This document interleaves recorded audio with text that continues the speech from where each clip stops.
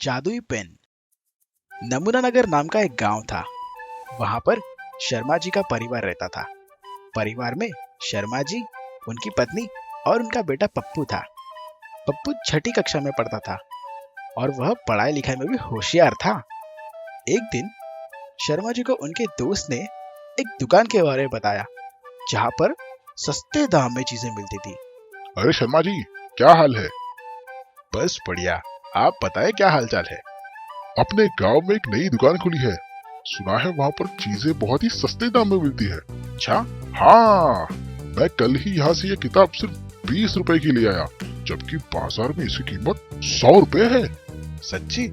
या आप मुझे उल्लू बना रहे हो? नहीं नहीं, मैं सच कह रहा हूँ।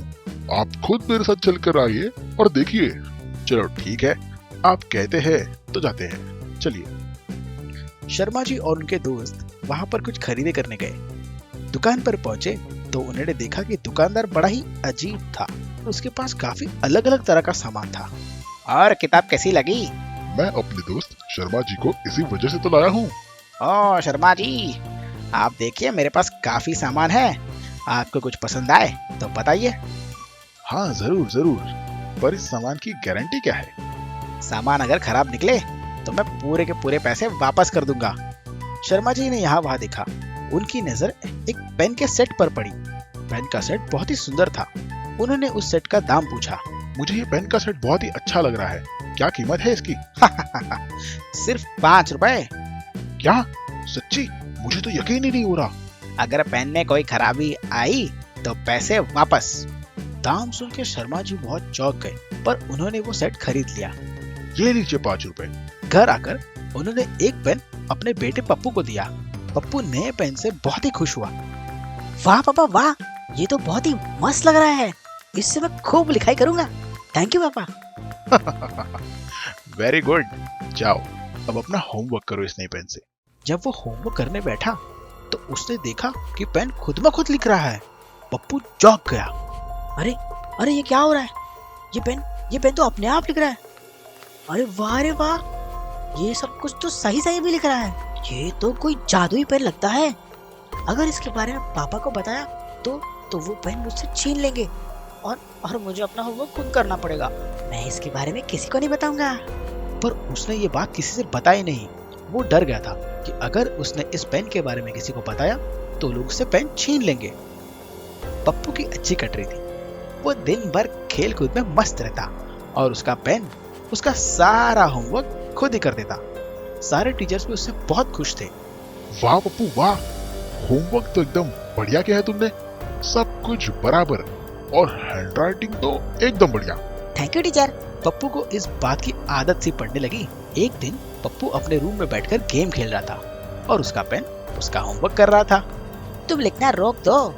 ये कह के उसने पेन साइड में रखा ताकि उसे कोई अपने आप लिखते हुए देख ना ले, और वो टॉयलेट चला गया। वो टॉयलेट गया तभी घर की घंटी बजी। दरवाजे पर डाकिया पार्सल लेकर आया था। अरे शर्मा जी, दरवाजा खोलिए, आपका पार्सल आया, पार्सल। अरे डाकिया भाई, अरे पार्सल लायो। Thank you. हाँ लीजिए लीजिए, और ये पेपर पे आप दस्तखत कर दीजिए। हाँ जरूर, बस 1 मिनट। ये कहकर जब जेब पर उसने हाथ रखा, उसका पेन तो वहां था ही नहीं। तब शर्मा जी की नजर पप्पू के पेन पर पड़ी। आहा, पप्पू की पेन, इसी से दस्तखत कर देता हूँ। उन्होंने पप्पू के पेन उठाई और उसे साइन कर दी और पार्सल ले लिया।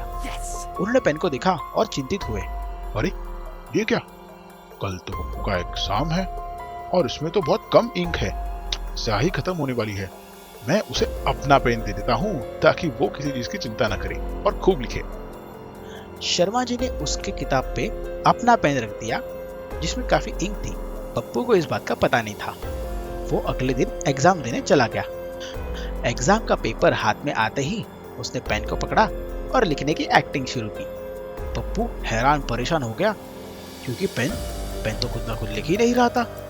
पप्पू के पसीने छूट गए। अरे बाप रे, अरे बाप रे, अरे ये क्या हो रहा है? अरे पेन लिखो ना, कुछ तो लिखो प्लीज। मैंने तो पढ़ाई भी नहीं की है और मेरी तो लिखाई की आदत भी छूट गई है। इस तरह मैं तो फेल हो जाऊंगा। पप्पू ने किसी तरह थोड़ा बहुत लिखा और एग्जाम की बेल बज गई। पप्पू को मालूम था कि उसने कुछ ज्यादा लिखा नहीं है और इस बात से वो काफी उदास था। रिजल्ट हाथ में आया तो वो रो पड़ा और टीचर ने उसे डांटा। पप्पू, ये क्या, तुमने सिर्फ 2 मार्क लाए? अपने पिताजी को कल स्कूल में लेकर आओ। पप्पू रोने लगा और घर चला गया। तो मित्रों, इस बात से हमें क्या पता चलता है कि पढ़ाई लिखाई पे हमें हमेशा ध्यान देना चाहिए और उसमें किसी भी तरह की कामचोरी नहीं करनी चाहिए।